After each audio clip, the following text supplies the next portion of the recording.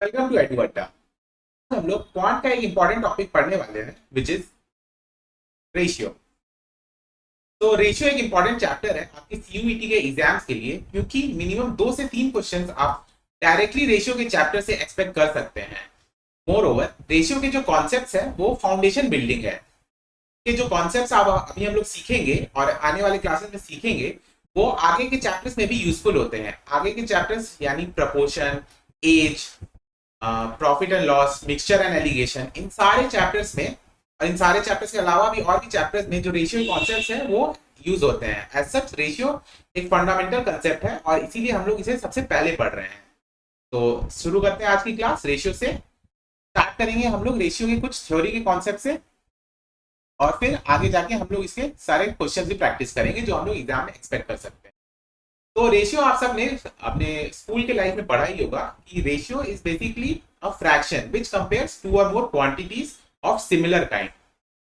तो बेसिकली अगर a is to b एक रेशियो है, so it compares the quantity a and quantity b and it gives us a analysis in a comparable way. For example अगर कोई certain some of money है, इसको हम लोग 3 part में divide करते हैं। जैसे 100 रुपए है और इसको 3 पार्ट में डिवाइड किया किसी भी रेशियो में, फॉर एग्जाम्पल 5:3:2, ठीक है। तो 5:3:2 is the ratio in which 100 has been divided.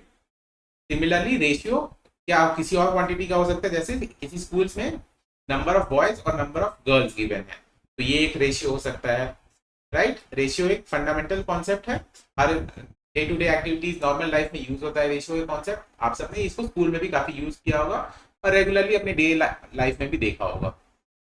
तो आगे बढ़ते हैं। अगर ratio a is to b है तो इस a वाले पार्ट को हम लोग एंटीसीडेंट बोलते हैं एंड b वाले पार्ट को कॉन्सिक्वेंट बोलते हैं, राइट। a को बोलते हैं a फॉर एंटीसीडेंट और b को कॉन्सिक्वेंट बोलते हैं।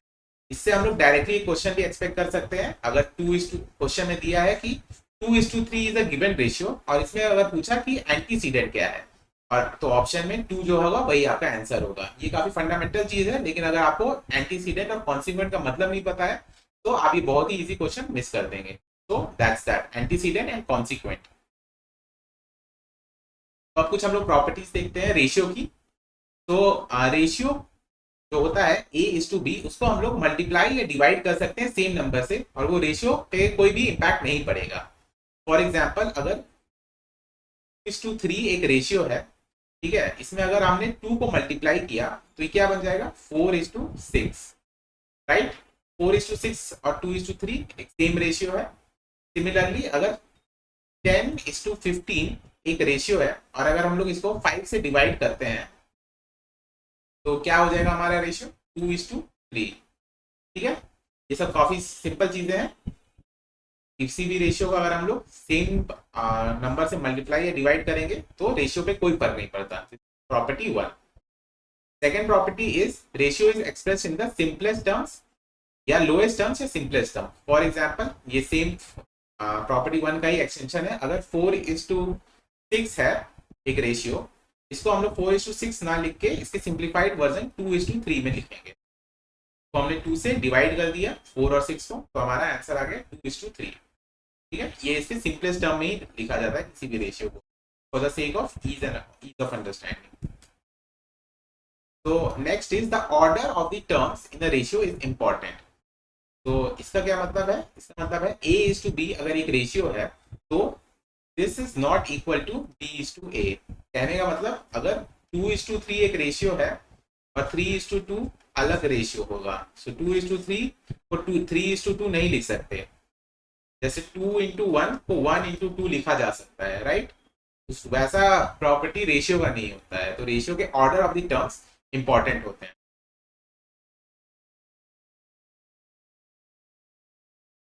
और नेक्स्ट है ratio exist only between quantities of the same kind. For example अगर स्टूडेंट्स की बात करें हम लोग, तो जो क्वांटिटी ऑफ स्टूडेंट्स है जैसे बॉयज एंड गर्ल्स, इन दोनों का ही रेशियो लिया जा सकता है। अगर आप पोटैटो का रेशियो निकाल रहे हैं तो उसको टोमेटो के साथ नहीं निकालेंगे। अगर पोटैटो का रेशियो है तो आलू का आलू के साथ ही रहेगा, क्योंकि वो सिमिलर काइंड ऑफ क्वांटिटीज होने चाहिए। ये इस प्रॉपर्टी का मतलब है, बेसिक प्रॉपर्टी है ये। कॉमन सेंसिकल भी है। ओहो, राइट। अब आगे देखते हैं, टू कंपेयर टू रेशियोज हमें उन्हें इक्विवेलेंट फ्रैक्शंस में लाना चाहिए। अभी पिछले प्रॉपर्टी हमने हमने देखा था कि रेशियो के जो क्वांटिटीज होते हैं वो सेम काइंड के होते हैं। उसी तरह जो, और उसके पहले हमने देखा था कि रेशियो को सिंप्लीफाइड टर्म्स में रखना चाहिए। तो इन दोनों का मतलब क्या हुआ कि इन्हें सिंप्लीफाइड टर्म्स में रखना और सिमिलर मैनर में रखना है। जैसे ये एक एग्जांपल देखते हैं, 2 होल 1/3 इज टू 3 होल 1/3। इस ऐसे फॉर्म में रेशियोज को नहीं रखा जाता, इसको हम लोग इक्विवेलेंट फ्रैक्शंस में लाते हैं। तो क्या मतलब हुआ, 3 into 2 6, 6 plus 1 is 7, 7/3 is to 3 3 जा 9, 9 प्लस 1 इज 10, 10/3। तो इसको क्या लिखेंगे, 7:10। राइट, ये गलत तरीका है रेशियो लिखने का, इसको सिंप्लीफाइड टर्म्स में लिखा जाता है। इसी तरह दूसरा एग्जांपल देखते हैं, 3.6 और 3.6 इज टू 4.8 का रेशियो निकालना है। तो इसको, इसका सिंप्लीफाइड टर्म्स में पहले तो ये पॉइंट डेसिमल जो है वो हटा सकते हैं। सिमिलर टू हम लोग 10 मल्टीप्लाई कर रहे हैं इस रेशियो में, तो हमारा जो रिजल्ट है वो 36:48 होगा। इसको फर्दर हम लोग सिंप्लीफाई कर सकते हैं, अगर 12 से इसको डिवाइड किया जाए तो ये हो जाएगा 3:4, 3:4। ठीक है, ये इसका मतलब था। तो बेसिकली 2 होल 1/3 और 3 होल 1/3 को आप कंपेयर नहीं कर पा रहे थे, या इस केस में कर भी पा रहे थे, लेकिन अगर वो इसके फ्रैक्शंस और कॉम्प्लिकेटेड हो तो उसको कंपेयर करना डिफिकल्ट होगा। तो उसको इसीलिए इसको मोर सिंप्लीफाइड और फ्रैक्शनेबल फॉर्म में लिखा जा रहा है। ये सब बेसिक प्रॉपर्टीज है तो आप लोगों को आती ही होगी। अब आगे बढ़ते हैं, नेक्स्ट कॉन्सेप्ट है इनवर्स रेशियो का। तो इनवर्स रेशियो क्या होता है, एक inverse ratio is the ratio जिससे किसी रेशियो को अगर मल्टीप्लाई किया जाए तो हमारा प्रोडक्ट आता है 1। ठीक है, तो अगर a इज टू बी अगर एक रेशियो है तो उसका इनवर्स रेशियो उसका उल्टा हो जाएगा। उल्टा बोले तो a इज टू बी का b इज टू a हो जाएगा। सिमिलरली 2:3 का क्या हो जाएगा, 3:2। और इन दोनों का प्रोडक्ट क्या होगा, 2/3 इंटू 3/2 इक्वल टू 1। ठीक है, ये इनवर्स रेशियो का मतलब होता है। नेक्स्ट है कंपाउंड रेशियो। कंपाउंड रेशियो का क्या मतलब होता है, अगर a इज टू बी एक रेशियो है, c इज टू d एक रेशियो है, a/b इंटू c/d क्या हो जाएगा, ac/bd। बेसिकली इन दोनों को मल्टीप्लाई करने का मतलब होता है कंपाउंड। वो हो गया ac/bd है इसका कंपाउंड रेशियो। फॉर एग्जांपल अगर 3/4 और 5/7 दो रेशियोज है तो इनका कंपाउंड रेशियो क्या हो जाएगा, इन दोनों को मल्टीप्लाई कर देंगे, 3 इंटू 5 15 और 4 इंटू 7 28। ठीक है, 15/28 कंपाउंड रेशियो है इन दोनों का। बेसिकली दो रेशियोज को मर्ज करके एक नया कंपाउंड रेशियो बनाया जा रहा है। सिमिलरली नेक्स्ट कॉन्सेप्ट है डुप्लीकेट रेशियो। कंपाउंड रेशियो में हम लोग क्या करते थे, दो रेशियोज को मल्टीप्लाई करते थे, कंपाउंड सॉरी डुप्लीकेट रेशियो में क्या करते हैं, उसी को कंपाउंड कर देते हैं, यानी स्क्वायर कर देते हैं। अगर a इज टू b एक रेशियो है तो उसका डुप्लीकेट रेशियो क्या हो जाएगा, a² is to b², a² is to square. Duplicate उसी को डबल कर रहे हैं, उसी को उसी से मल्टीप्लाई कर रहे हैं, a/b into a/b, that is a² is to b²। ठीक है, उसी तरह होता है ट्रिप्लीकेट रेशियो। इसमें a इज टू b का a³ इज टू b³ हो जाता है, इसका क्यूब बन जाता है। तो for example duplicate ratio of 2:3, 2 का स्क्वायर 4, 3 का स्क्वायर 9, तो 4:9। ट्रिप्लीकेट रेशियो ऑफ 2:3 इज 2 का क्यूब 8, 3 का क्यूब 27, तो 8:27। राइट, अब कंपाउंड रेशियो देख लिया, डुप्लीकेट रेशियो देख लिया, ट्रिप्लीकेट रेशियो देख लिया। अब नेक्स्ट है सब डुप्लीकेट रेशियो। बेसिकली ये क्या होता है, a इज टू b अगर एक रेशियो है तो उसका स्क्वायर रूट कर दो तो वो उसका सब डुप्लीकेट रेशियो होता है। जैसे 4:9 का सब डुप्लीकेट रेशियो क्या होगा, 2:3। ठीक है, बेसिकली डुप्लीकेट में डबल स्क्वायर करते हैं, सब डुप्लीकेट में उसका स्क्वायर रूट करते हैं। सिमिलरली सब ट्रिप्लीकेट रेशियो, सब ट्रिप्लीकेट रेशियो में नाम से समझ में आ रहा है, इसका क्यूब रूट करेंगे, a का क्यूब रूट। ठीक है, a इज टू b एक रेशियो है तो उन दोनों का क्यूब रूट करो तो सब ट्रिप्लीकेट रेशियो आता है। 8:27 का अगर सब ट्रिप्लीकेट रेशियो पूछना है तो क्या होगा, 2:3। सब डुप्लीकेट रेशियो 4:9 क्या होगा, 2:3। ठीक है, I hope it's clear till now. आगे चलते हैं कंटिन्यूड रेशियो। ठीक है, अब कंटिन्यूड रेशियो क्या होता है? अभी तक हमने देखा कि ए इज टू बी, दो चीजों को हमने कंपेयर किया, एक रेशियो बनाया, तो वो दो क्वांटिटीज थी। अगर हम इसी तरह सेम वे में और क्वांटिटीज भी बना सकते हैं। अगर तीन पार्ट में किसी चीज को डिवाइड किया, जैसे मैंने पहले एग्जांपल बताया था, 1000 को हमने तीन पार्ट में डिवाइड किया, 5:3:2, यानी 500, 300 और 200, है ना। इसको तीन पार्ट में डिवाइड किया तो ये हमारा हो गया कंटिन्यूड रेशियो। 5:3:2 हमारा कंटिन्यूड रेशियो है। बेसिकली दो के बजाय हम लोग इसको तीन पार्ट या तीन के अलावा भी चार पांच जितने भी पार्ट्स में इसको डिवाइड करें उसको बोलेंगे हम लोग कंटिन्यूड रेशियो। ठीक है,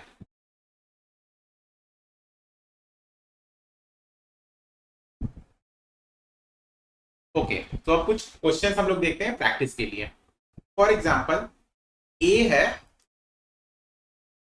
510 ए और बी है 360। ठीक है, तो ए इज टू बी क्या हो जाएगा? 510 इंटू 360। और सिंप्लीफाइड टर्म्स में हम लोग इसका जीरो जीरो काट सकते हैं, 51:36। क्या इसको और हम लोग सिंप्लीफाई कर सकते हैं? अगर इसको 3 से डिवाइड किया जाए तो कितना आएगा हमारा? 17:12। ठीक है, ये सबसे सिंप्लीफाइड वर्जन हो गया ए इज टू बी का। ठीक है, इजी क्वेश्चन था।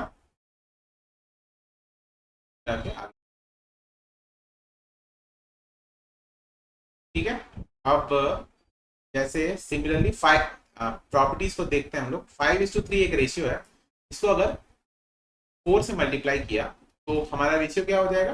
20:12। ठीक है, 20:12 और 5:3 सेम है। अगर इसको 4 से काटूं तो ये 5 आता है, ये 3 आता है। ठीक है, सिमिलर सेम है, मतलब किसी भी टर्म को उसको मल्टीप्लाई किया या उसको डिवाइड किया तो रेशियो सेम होता है।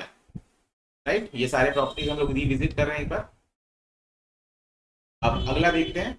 अब 3/5:1/4:7/3। ठीक है, अब इसका हमें रेशियो निकालना है। इसका बेसिकली सिंप्लीफाइड वर्जन में हमें लाना है। तो ऐसे क्वेश्चन में हम लोग क्या करेंगे? इसका जो डिनोमिनेटर है इसको देखते हैं, 543।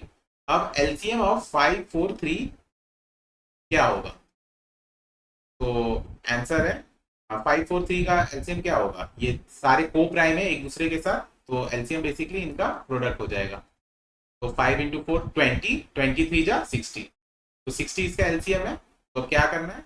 इसको 60 से मल्टीप्लाई कर देना है इस रेशियो को, क्योंकि हमें पता है कि रेशियो को अगर किसी भी टर्म से मल्टीप्लाई या डिवाइड करेंगे तो रेशियो सेम रहता है। ठीक है, तो इसको हम मान लेते हैं 60 से डिवाइड करते हैं, क्या हो जाएगा? 3/5, 1/4, 7/3। 3 को 60 से काटो 20, 4 को 60 से काटो 15, और इसको 65 को 60 से काटो 12। ठीक है, तो कितना आ रहा है? 36:15:18। ठीक है, ये इसका आंसर हो जाएगा। तो कुछ नहीं करना था, इसको एलसीएम से बस हमने मल्टीप्लाई किया और आंसर आ गया। ठीक है, इजी क्वेश्चन था।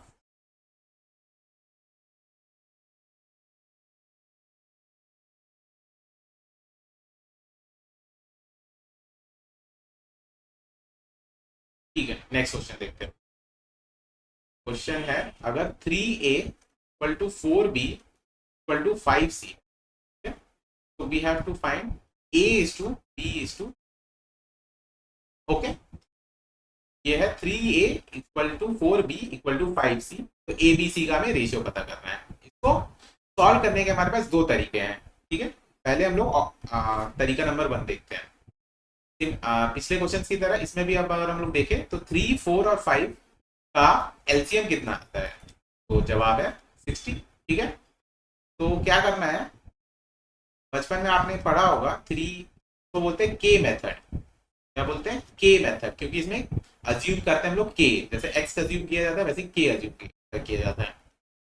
तो इसको हम लोग अज्यूम कर लेते हैं कि ये सब इक्वल है किसी एक टर्म के, विच इज कॉल्ड के। ठीक है, यानी हर एक टर्म इक्वल होगा फिर के के। तो ए क्या हो जाएगा? k/3। B क्या हो जाएगा A/4 और C क्या हो जाएगा A/5। ठीक है, तो हमें निकालना क्या है A/B/C। तो ये क्या हो जाएगा K/3:K/4:K/5। ठीक है, यहाँ तक समझ में आया। अब इसमें तीनों में K कॉमन है और किसी भी चीज से हम लोग डिवाइड करें रेशियो को तो सेम रहता है, तो K को हम लोग काट सकते हैं। तो ये क्या हो जाएगा 1/3:1/4:1/5। ठीक है, ये सेम क्वेश्चन हो गया पिछले जैसा। इसमें क्या करना है हमें 60 को मल्टीप्लाई कर देना है। 60 को मल्टीप्लाई कर दिया तो आंसर कितना आ गया 20, 15 और 12। राइट, ये था फर्स्ट मेथड इसको करने का। आंसर क्या है फाइनल हमारा 30, 15, 12। 3A = 4B = 5C का। ठीक है, अब इसका सेकेंड मेथड देखते हैं और मैं एक्सपेक्ट करूंगा कि आप लोग सब सेकेंड मेथड ही ट्राई फॉलो करें जो कि ज्यादा फास्ट होगा तो सॉल्व करने के लिए। ठीक है, तो सेकेंड मेथड देखते हैं।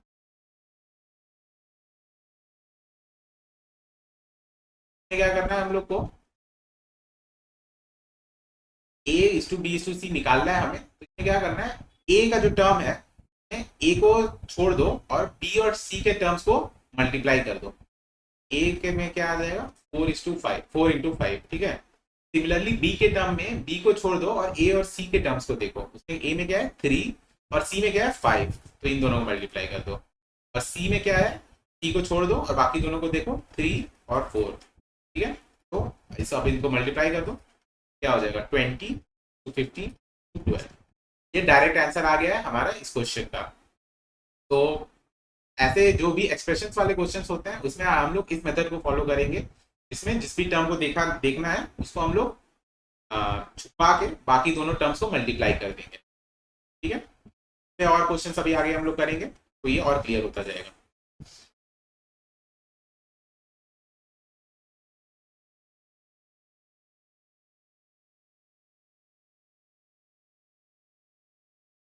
ठीक है, अब नेक्स्ट क्वेश्चन देखते हैं।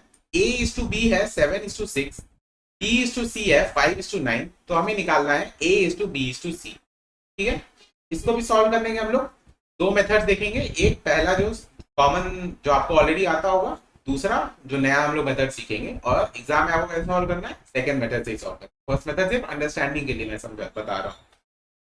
तो बेसिकली A/B क्या है 7:6। ठीक है, B/C क्या है 5:9। तो इन दो इसको एक कंटिन्यूड रेशियो में लाना है। याद है कंटिन्यूड रेशियो ने के बारे में हमने बात किया था A/B/C में इसको कन्वर्ट करना है। तो इसका जो B वाला कंपोनेंट है इन दोनों रेशियो में अलग है। ठीक है, तो इन दोनों को हमें सेम करना है, तभी इन दोनों को हम लोग चिपका सकते हैं। चिपकाने का मतलब AB और BC दोनों को जोड़ेंगे तो कंटिन्यूड रेशियो होगा। तो उनके लिए जो B वाला कंपोनेंट है वो सेम होना चाहिए। ठीक है, इसके लिए हम लोग को क्या करना है फिर से एलसीएम लेना है 5 और 6 का। 5 और 6 का एलसीएम क्या होता है 30। ठीक है, तो इस रेशियो को क्या करना है हमें बेसिकली 5 से मल्टीप्लाई करना है और इस रेशियो को क्या करना है हमें 6 से मल्टीप्लाई करना है, ताकि जो बी वाला कंपोनेंट है वो सेम हो जाए। दैट इज इन दोनों का एलसीएम विच इज 30। तो 7 × 5 35 और 6 × 5 30। सिमिलरली ये क्या हो जाएगा दूसरा वाला 5 × 6 30 और 9 × 6 54। ठीक है, तो क्वेश्चन क्या था A/B/C पता करना है। तो क्या हो जाएगा 35:30:54। ठीक है, इजी है। अब सेकेंड मेथड और इजी लगेगा आपको। और सेकेंड ये तो क्वेश्चन भी इजी था इसीलिए इतने जल्दी से हो गया। अदरवाइज यूजुअली क्वेश्चन कैलकुलेटिव या लेंथी हो तो आपको ज्यादा टाइम लगता है एलसीएम डाल के मल्टीप्लाई करने में।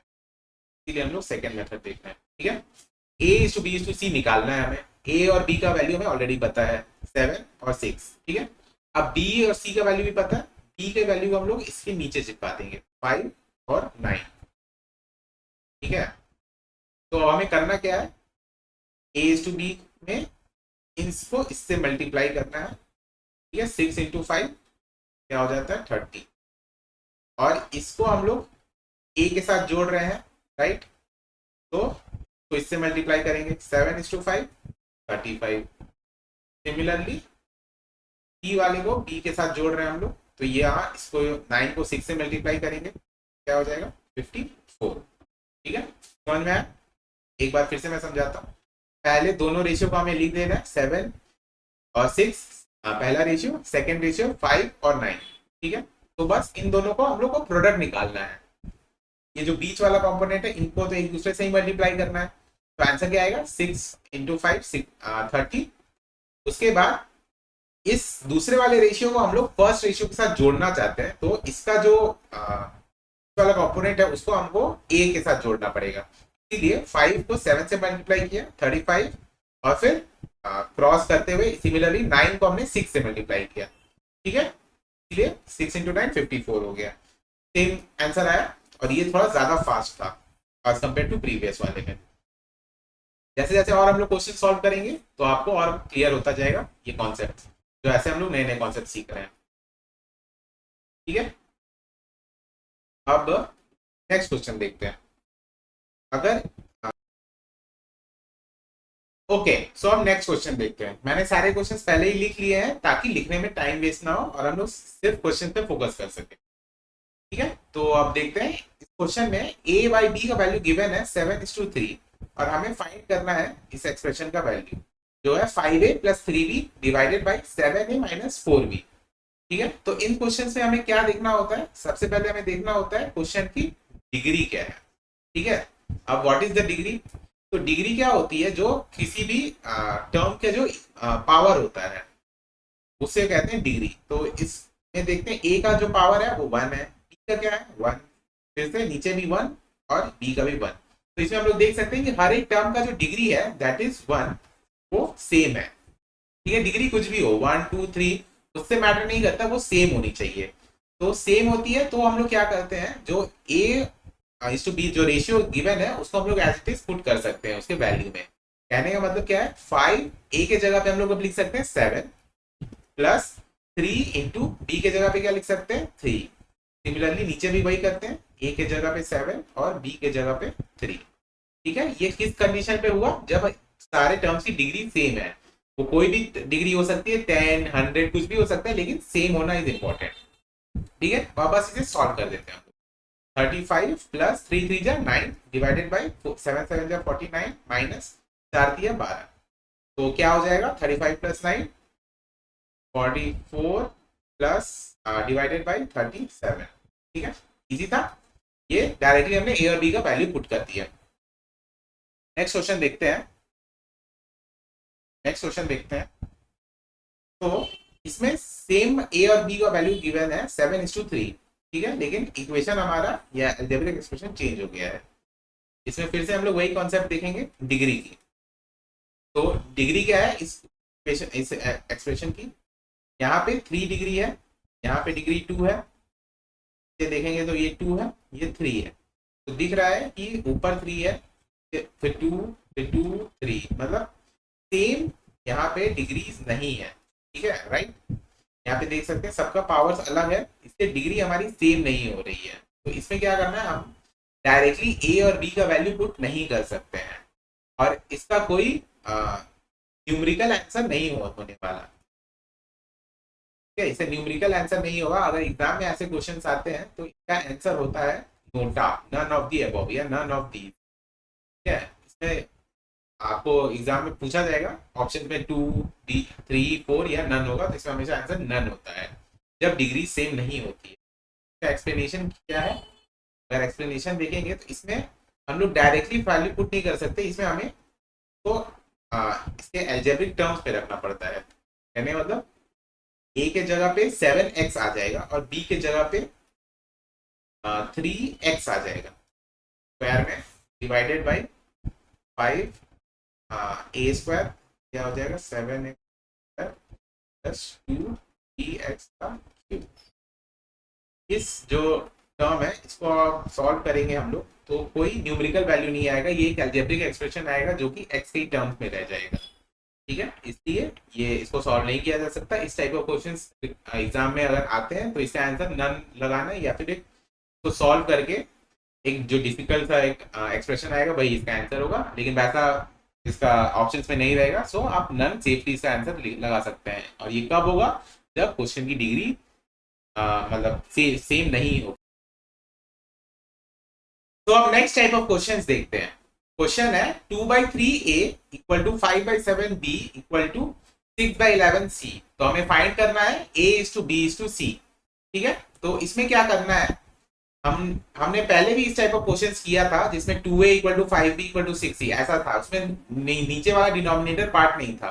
तो उसमें क्या किया था, हमने उसका एलसीएम लिया था। सिमिलरली इसमें भी हमें एलसीएम लेना है, लेकिन एलसीएम किसका लेना है, पूरे टर्म का नहीं लेना है, सिर्फ न्यूमरेटर का ही लेना है। आप पीछे अपने नोट्स में देखेंगे तो पीछे भी हमने सिर्फ न्यूमरेटर का ही लिया था। उस समय उस क्वेश्चन में डिनोमिनेटर 1 था, यहाँ पे डिनोमिनेटर कुछ भी है लेकिन वो हमें मैटर नहीं करेगा।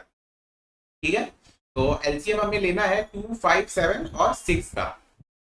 तो क्या हो जाएगा एलसीएम इसका 30। ठीक है, लंबे प्रोसेस से भी दिखा देता हूँ एलसीएम 30 कैसे आया। 2, 1, 5, 3 और कोई इसका डिवाइजर नहीं है, तो एलसीएम कितना हो जाएगा 2 इंटू 5 इंटू। आगे किसी एक वीडियो में और स्पीड से एलसीएम निकालना भी सिखाऊंगा। तो इस क्वेश्चन पे वापस आते हैं। एलसीएम क्या हो गया 30। तो क्या करना है, हमें 30 को डिवाइड कर देना है इन तीनों टर्म से। तो 30 को डिवाइड कर दिया हमने, तो क्या हो जाएगा, एक एक टर्म में 2/3 इंटू 30, 5/7 इंटू 30 और 6/11 इंटू 30। क्या हो जाएगा, कट करके ये हो जाएगा a/3 इंटू 15 कितना हो जाएगा 45। ये कितना हो जाएगा 5, 6/42 हो जाएगा। और c में क्या हो जाएगा, ये हो जाएगा 5, तो c/55 हो जाएगा। ये इक्वल टू है यही। और इसमें हम लोग क्या बोलते थे इसको, के मेथड। ठीक है, एज इट इज के ले लो। a क्या हो जाएगा 45k, क्या हो जाएगा 42k, क्या हो जाएगा 55k। a is to b is to c क्या हो जाएगा 45 is to 42 55। ये इसका आंसर है। के मेथड अगर नहीं भी लो, डायरेक्टली इसके जो डिनोमिनेटर्स है वही इसके भी आंसर हो जाएंगे। यहाँ पे देखो ध्यान से 45, 42 और 55। थोड़ा हॉच पॉच हो गया है, इसको मैं फिर से शॉर्ट में समझा देता हूँ क्या किया हमने। सबसे पहले हमने एलसीएम लिया जो न्यूमरेटर टर्म्स थे, ठीक है, और फिर जो एलसीएम आया जो कि था 30, उसको हमने डिवाइड किया टर्म से, यानी 2/3 इन 30 किया। इसको काटा, यह आया 15, ये हो गया 45, और ऊपर में a तो था ही a/45। उसी तरह b बाई कितना आया था 7 into 36, c/11 into 5, a/45 equal to b/42 equal to c/55। बस दैट्स इट, यही आंसर है। आंसर क्या हो जाता है यहाँ पे 45 is to 42 is to 55। वो के मेथड से मैंने आपको एक्सप्लेन किया कि क्यों ये हो रहा है। आपको बस डायरेक्टली समझ लेना है कि अगर a is to b is to c का भी अगर रेशियो पूछा जाए तो वो डिनोमिनेटर वाले टर्म ही हो जाते हैं, और लॉजिक के मेथड है इसका।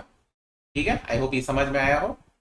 नेक्स्ट क्वेश्चन देखते हैं। क्वेश्चन से पहले ये कॉम्पोनेंडो एंड डिविडेंडो एक कॉन्सेप्ट होता है, ठीक है, इसको एक थ्योरम की तरह समझ लो। ये क्वेश्चन सॉल्व करने में हेल्पफुल होता है, और रेशियो का ये मोस्ट फंडामेंटल थ्योरम होता है। ये कहता है कि अगर दो ratio a/b is equal to c/d होते हैं, तो a/b/a-b is equal to c+d/c-d। ये एकदम याद कर लो, ये बहुत ही इंपॉर्टेंट थ्योरम है और बहुत यूजफुल होता है डायरेक्टली क्वेश्चन सॉल्व करने में भी, और इनडायरेक्टली कोई क्वेश्चन में यूज आता है। ठीक है, तो इसको याद कर लो। इसको मैं अभी प्रूव करके दिखा देता हूँ। इसको प्रूव करने का कोई सवाल तो आने वाला नहीं है, ये आपके अंडरस्टैंडिंग के लिए मैं बस प्रूव कर रहा हूँ। ठीक है, तो पहले समझ लो क्या है थ्योरम। a/b में न्यूमरेटर a+b और डिनोमिनेटर a-b, मतलब जो दोनों टर्म्स है उनको एक बार प्लस किया फिर माइनस किया, और सिमिलरली RHS साइड में राइट हैंड साइड में भी सेम चीज किया, c+d और c-d ऊपर नीचे आया। ठीक है, तो प्रूफ अगर करना हो तो क्या करना है, मान लो a/b है +1/d+1। ठीक है, ऐसा कर सकते हैं हम लोग, दोनों साइड हमने +1 ऐड किया है। ठीक है, तो क्या हो जाएगा हमारा, ये हो जाएगा a+b/b equal to c+d/d। Basically LCM ले लिया हमने, ठीक है। ये हमारा इक्वेशन 1 हो गया। सिमिलरली ए बाई बी -1, दोनों साइड हम लोग अगर -1 करें क्या हो जाएगा, a minus b by b minus d by d, right. पहले इक्वेशन में हमने प्लस किया और a plus b by b equal to c plus d by d आया। तो इक्वेशन में हमने माइनस किया a minus b by b equal to c minus d by d, ठीक है। जब अब हम लोग फर्स्ट इक्वेशन को सेकेंड इक्वेशन से डिवाइड कर देंगे तो क्या होगा, ये बी बी कट जाएगा, बी कट जाएगा और हमारा रिजल्ट क्या आ जाएगा, a plus b by a minus b plus d by d minus d, right. इसको बोलते हैं कॉम्पोनेंटो। कॉम्पोनेंटो का पार्ट होता है प्लस वाला, डिविडेंडो पार्ट होता है माइनस वाला, इसलिए कॉम्पोनेंटो एंड डिविडेंडो बोला जाता है इसको। इसका एक कोरोलरी भी निकाला गया है। कोरोलरी क्या होता है, जो मेन थ्योरम है उसी से कनेक्टेड एक छोटा थ्योरम, तो बोल सकते हैं ए प्लस बी सिर्फ कंपोनेंटो इसको बोलते हैं, a plus b equal to c plus d by d, ठीक है। ये हो गया ओनली कॉम्पोनेंटो। इसका प्रूफ तो इक्वेशन 1 में ये साफ दिख रहा है यही चीज। और ओनली डिविडेंडो अगर पूछे कोई तो वो होता है a minus b equal to b equal to c minus d by D.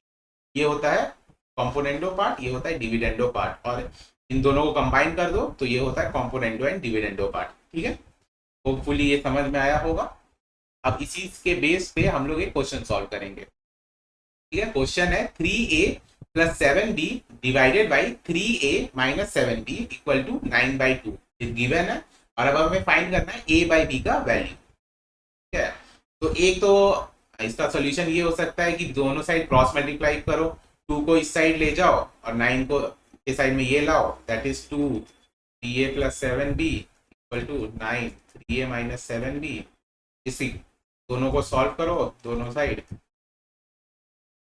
7a minus कितना हो जाएगा 6b, a को इस साइड ले जाओ, कितना हो जाएगा 21 माइनस 6 21a, और इसको इस साइड प्लस करो 27b। तो a बाई b का वैल्यू क्या हो जाएगा 77/21, 7 से काटो 3 और ये 11, राइट। 11/3 इसका आंसर आया। ये तो हुआ थोड़ा लंबा मेथड कि इसे पूरा सॉल्व किया है। अब हम लोग इस पे यूज करेंगे कॉम्पोनेंटो एंड डिविडेंडो, ठीक है। तो कॉम्पोनेंटो एंड डिविडेंडो लगाते हैं इस क्वेश्चन पे और देखते हैं अभी कैसे सॉल्व होगा। तो क्या करना है हमें, a प्लस b क्या है यहाँ पे 3a माइनस 7b, ठीक है।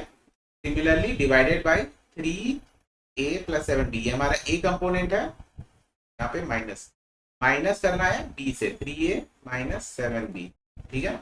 a plus b divided by a minus b, और राइट हैंड साइड में भी हमें सेम प्रोसीजर करना है 9 प्लस 2 बाई 9 माइनस 2, ठीक है। अब इसमें हम तो सॉल्व करो तो ये b वाला कंपोनेंट कट जाएगा और नीचे में a वाला कंपोनेंट कट जाएगा, ठीक है। तो क्या बचा 2 by 3a, 2 into 3a, 2 bar 3a आ गया, और 2 इंटू 7b, और साइड आ गया 11 और 7, राइट।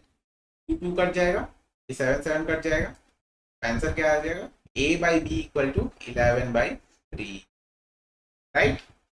सेम आंसर आया है लेकिन प्रोसेस डिफरेंट है, और ये काफी स्मूथली बन गया बिना किसी कचमच के, ठीक है। इस तरह से कॉम्पोनेंटो एंड डिविडेंडो का यूज कर सकते हैं हम लोग क्वेश्चंस में।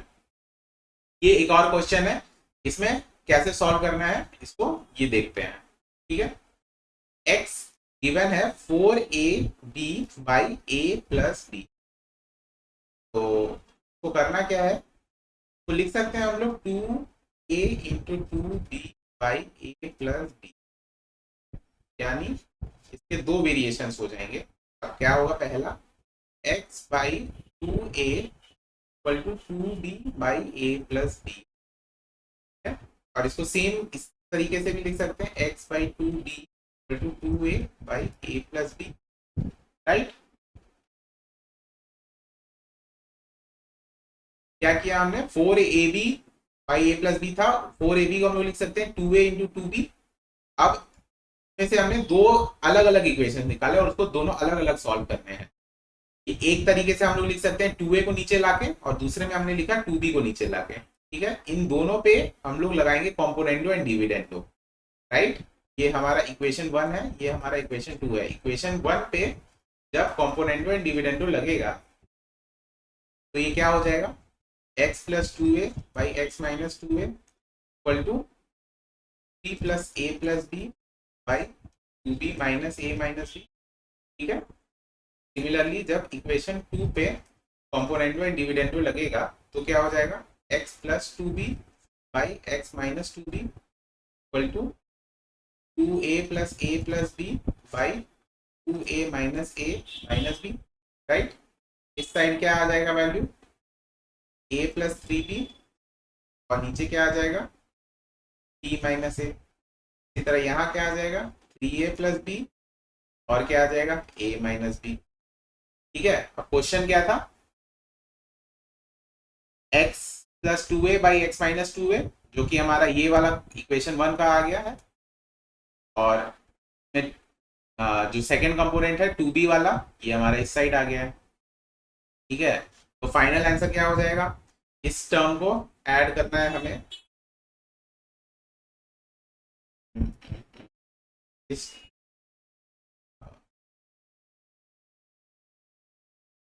इस टर्म को हमें ऐड करना है इस टर्म से, और हमारा फाइनल आंसर आ जाएगा। तो इसमें इस तरह से हमने सॉल्व किया है कॉम्पोनेंटो एंड डिविडेंडो को लेके। ठीक है। लेकिन इतना दिमाग आपका एग्जामिनेशन हॉल में लगेगा शायद नहीं। तो इस टाइप ऑफ क्वेश्चंस को हम लोग कर सकते हैं वैल्यू पुटिंग मेथड्स से भी। मैं बीच बीच में इस पूरे कोर्स के दौरान कहीं कहीं ऐसा क्वेश्चंस को चुनूंगा जिसमें हम लोग वैल्यू पुटिंग कर सकते हैं। वैल्यू पुटिंग क्या हो सकती है, जैसे ये x का वैल्यू है और इसमें a और b दोनों वेरिएबल है, यानी सब कुछ वेरिएबल है यहाँ। मतलब अगर a का कुछ वैल्यू पुट कर दूं और b का कुछ वैल्यू पुट कर दूं तो डायरेक्टली x का वैल्यू पता चल जाएगा। राइट। और फिर हम लोग वही वैल्यू पुट करके यहाँ पे ये आंसर ला सकते हैं। फॉर एग्जाम्पल अगर a को हम लोग 1 लेते हैं और b को 3, ठीक है, तो हमारा x क्या हो जाएगा, 4 into 1 into 3 by 1 plus 3 equal to 4 into 3 by 4, क्या हो गया आंसर 3। ठीक है। तो अब क्वेश्चन क्या पूछ रहा है, x मतलब 3, 2a मतलब 1 बाई x 3 माइनस 2a यानी 2, सॉरी ये भी 2।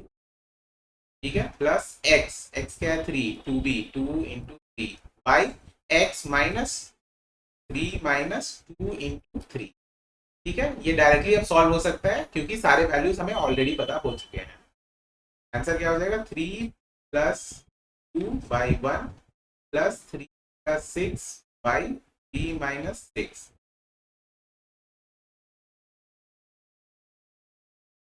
हमने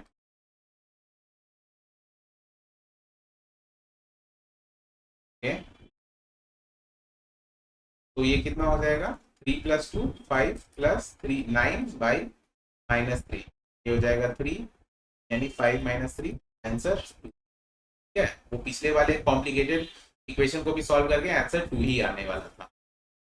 ठीक है। तो ये एक स्टैंडर्ड क्वेश्चन है। इस क्वेश्चन के अलग अलग फॉर्म भी हो सकते हैं। इसको आप लोग कॉम्पोनेंटो एंड डिविडेंडो यूज करके भी सॉल्व कर सकते हैं, अदरवाइज इसमें हम लोग वैल्यू पुटिंग करके भी इसको सॉल्व कर सकते हैं। ऐसे क्वेश्चंस जो, और मैं दिखाऊंगा आगे एज एंड व्हेन हम लोग कोर्स में आगे बढ़ेंगे कैसे वैल्यू पुटिंग किया जाता है और वैल्यू पुटिंग करके इजीली आंसर कैसे लाया जाता है। तो अभी के लिए हम लोग आगे बढ़ते हैं और एक नया प्रॉपर्टी देखते हैं। मेरी हैंडराइटिंग थोड़ी खराब है, सो उसके लिए आई एम सॉरी, बट धीरे धीरे ये इम्प्रूव करने की मैं कोशिश कर रहा हूँ।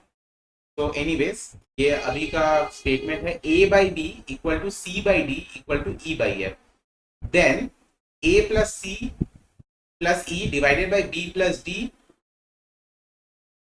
इक्वल होता है।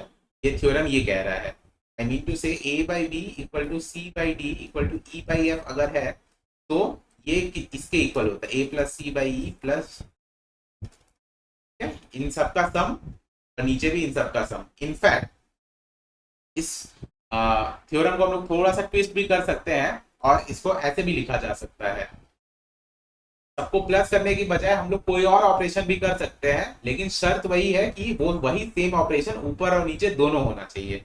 फॉर एग्जाम्पल इसको a minus c plus e by e minus d plus f भी लिखा जा सकता है, इसको a by b equal to c by d equal to e by F.